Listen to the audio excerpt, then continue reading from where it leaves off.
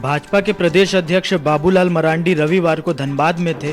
संभवतः 13 जनवरी को प्रधानमंत्री के कार्यक्रम की तैयारी से संबंधित बैठक के लिए पहुंचे थे, लेकिन अपृष्ट जानकारी के अनुसार प्रधानमंत्री का दौरा अभी कंफर्म नहीं हुआ है।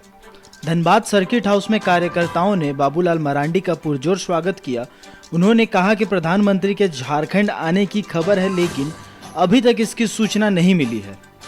सूचना मिलने के बाद ही पक्की तौर पर कुछ कहा जा सकता है। धनबाद में कोयला चोरों के खिलाफ चल रही ताबड़तोड़ कार्रवाई को उन्होंने अच्छा प्रयास बताते हुए कहा कि जिस पर कार्रवाई होनी चाहिए उसे तो प्रमोट कर डीआईजी बना दिया गया है। पुलिस का तो काम ही अवैध धंधों पर अंकुश लगाना। अपना मूल काम छोड़कर पुलिस अगर वसूली में लग जाए तो भगवान ही मालिक है, और धनबाद में कुछ ऐसा ही हो रहा था। मुख्यमंत्री हेमंत सोरेन को भी उन्होंने निशाने पर लिया। कहा कि उन्हें जो जानकारी मिल रही है उसके अनुसार सरफराज अहमद को इस्तीफे के लिए 200 करोड़ रुपए में राजी किया गया है। राज्यसभा भेजने की भी डील हुई है। यह चर्चा पूरे झारखंड में है। उन्होंने फिर कहा कि मुख्यमंत्री हेमंत सोरेन का जेल जाना तो तय है, इसीलिए जिस तरह लालू प्रसाद यादव ने अपनी पत्नी श्रीमती राबड़ी देवी को मुख्यमंत्री बनाया था, उसी तरह गिरफ्तारी के बाद मुख्यमंत्री हेमंत सोरेन भी अपनी पत्नी को मुख्यमंत्री बनाने की तैयारी में है, और शायद इसीलिए ही गांडेय विधानसभा की सीट खाली कराई गई है। गांडेय विधानसभा सीट के खाली होने का दूसरा कोई कारण समझ में नहीं आ रहा है। बाबूलाल मरांडी ने कहा कि लोकसभा चुनाव की भाजपा पूरी तैयारी कर रही है और झारखंड के 14 लोकसभा सीट को जीतने के लिए प्रयास किया जा रहा है। धनबाद से बाबूलाल मरांडी देवघर के लिए रवाना हो गए हैं। अब देखिए, जब सूचना मिल जाएगी कंफर्म, तब फिर आप सब लोगों को हम लोग बुला करके खबर कर देंगे, निमंत्रण देंगे आप लोगों को। धनबाद की बात करें जिस तरह से, तो पूर्व में जो एसएसपी थे उनके जाने के बाद जो है अभी जिस तरह से कोयला चोरी को लेकर के कार्रवाई चल रही है, थाना से लेकर के कोयले के अवैध कारोबारियों तक कार्रवाई चल रही है, क्या कार्रवाई चल रही है तो अच्छी बात है, क्योंकि अगर पुलिस का काम ही वही है, अगर पुलिस अपना काम को छोड़ करके वसूली में लगे हो तब तो मुश्किल होता है कानून व्यवस्था को ठीक रखना। क्या लगता है कि पिछले 2.5 सालों में एसएसपी के कार्यकाल के दौरान जो सरकार पे दाग लगी है, उस दाग को धोने की ये कोशिश तो नहीं? देखिए, जो दाग है वो तो दाग है,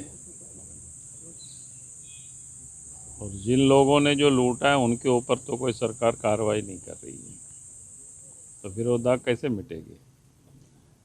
अब उनको तो प्रमोशन करके फिर कहाँ दुमका पर क्षेत्र में पदस्थापित किया है, और वही एक नहीं जहाँ राज्य के मुख्यमंत्री खुद भ्रष्टाचार में लिप्त है। उनके संरक्षण में झारखंड में चाहे कोयला की लूट हो, बालू की लूट हो, पत्थर की लूट हो, जमीन की लूट हो, खुलेआम चल रहा है। बेखौफ लोग लुटेरा लूट रहे हैं झारखंड को, और उसके संरक्षक हेमंत सोरेन। इसलिए आप देखेंगे कई भ्रष्ट अफसरों को लेकर के ईडी वालों ने भी नोटिस उनको लिख करके दिया है कि भाई इन लोगों के ऊपर एफआईआर होनी चाहिए, लेकिन वो एफआईआर नहीं करते, क्योंकि उनको पता है कि जिस दिन एफआईआर करेंगे वो लोग मुंह खोल देगा हेमंत सोरेन के विरुद्ध, क्योंकि काम तो सब उन्हीं के लिए लोग कर रहे हैं, सब कमीशन पर बैठे हुए हैं। संगठनात्मक दृष्टिकोण से बताएं, चुनाव की तैयारी बिल्कुल चल रहे हैं। लोकसभा चुनाव के हम लोग वही अभी तैयारी कर रहे हैं, और आने वाला कल झारखंड की जो 14 लोकसभा सीट है उसको जीतने की तैयारी कर रहे हैं। विधायक दल के जो नेता हैं उनके साथ लगातार हेमंत सोरेन बैठक कर रहे हैं, तो उस पर क्या कहेंगे? कौन सी बैठक कर रहे हैं? सरफराज अहमद के इस्तीफे के बाद जो है राजनीतिक में जो है जीएमएम में खलबली मची हुई है, यूँ कहे तो क्या लगता है सर? अब जीएमएम में क्या मची हुई हमको कहाँ से पता है भाई? हम तो बीजेपी हम लोग काम कर रहे हैं, जो लोकसभा 2024 है उसकी तैयारी में हम लोग लगे हुए हैं। अब किसके घर में क्या पक रहा है, क्या खलबली है, हम कैसे जानेंगे उस सब? आखिर ये इस्तीफे की वजह तो कुछ होगी ना? अब तो सरफराज अहमद से आप लोग पूछ लीजिए। हमें तो जो चर्चा चलती है सड़कों पर, मैंने कहा कि मैं अधिकृत रूप से जानता नहीं, लेकिन सड़कों पर चर्चा, बोला कि लोगों ने कहा कि नहीं लंबी डील हुई। चर्चा तो यहाँ तक है 200 करोड़ की, चर्चा तो यहाँ तक है राज्यसभा की। मैंने कहा कि यार ऐसे क्या हो, तो लोगों ने बताया कि नहीं, आप हेमंत सोरेन को पता चल गया कि हमें तो जेल जाना ही होगा, अगला ठिकाना कांके रोड नहीं बल्कि होटवार होंगे।